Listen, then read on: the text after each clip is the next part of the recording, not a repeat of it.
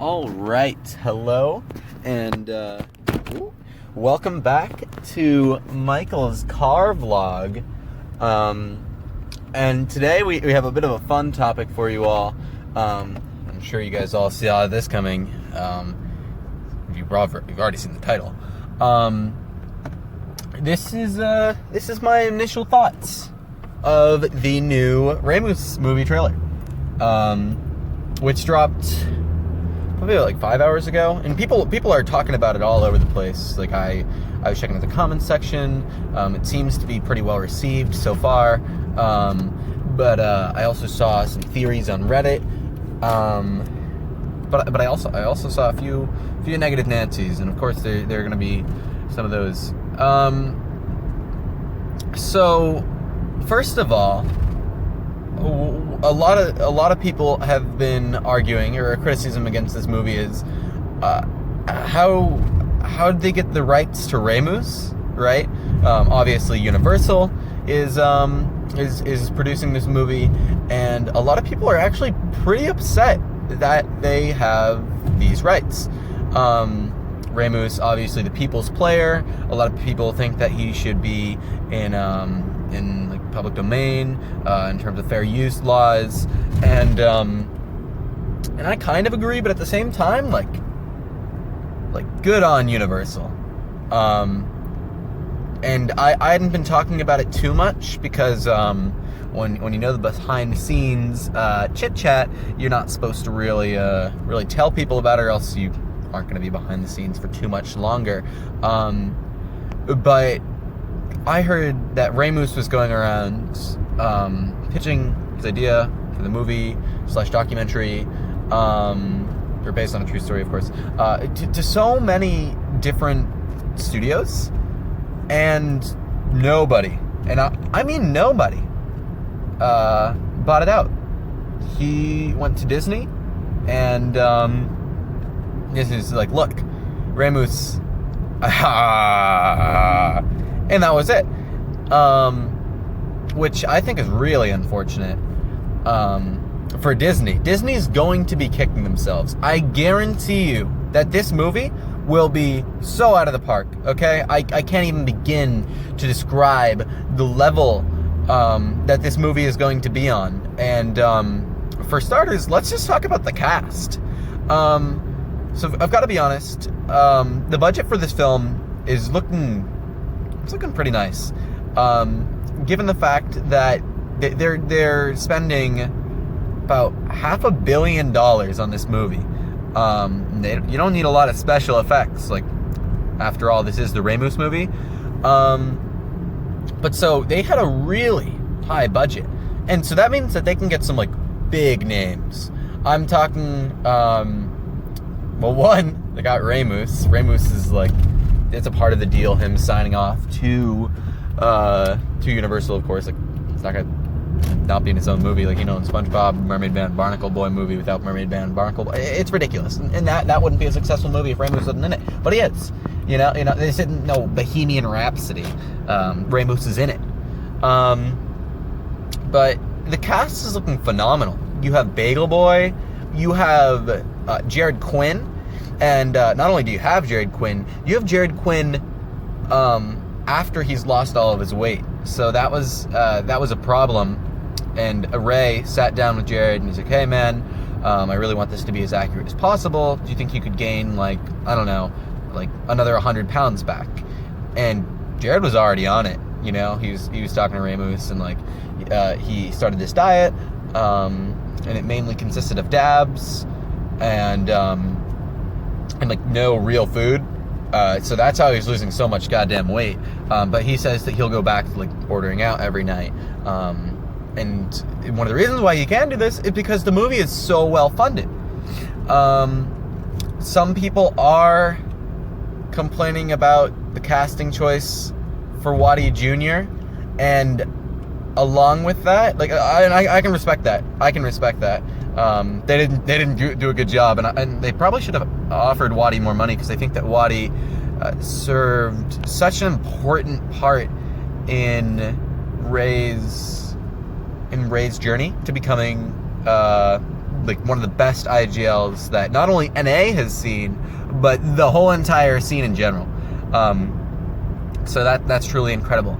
The main reason, and I'll say this tentatively because there are a lot of reasons, but the main reason for me why this movie screams mastermind, masterpiece, is due to the fact that Neutron, the Neutron, is going to be playing Neutron, and he's not accepting a salary, which is blowing my mind. They certainly have the money behind this film to get the likes of Neutron. But the thing is that he approached the studio, or after the studio approached him, he said, "Hey, give me a little bit of time to think about it." And he was talking to them about just the fact that he doesn't need to be paid for this film, but in exchange for his work and his acting on it, he wants to make sure that the studio tells the story as accurately to the raymoose timeline as possible. So like, honestly, like, I'm shook just by the cast alone, and the trailer was really something else.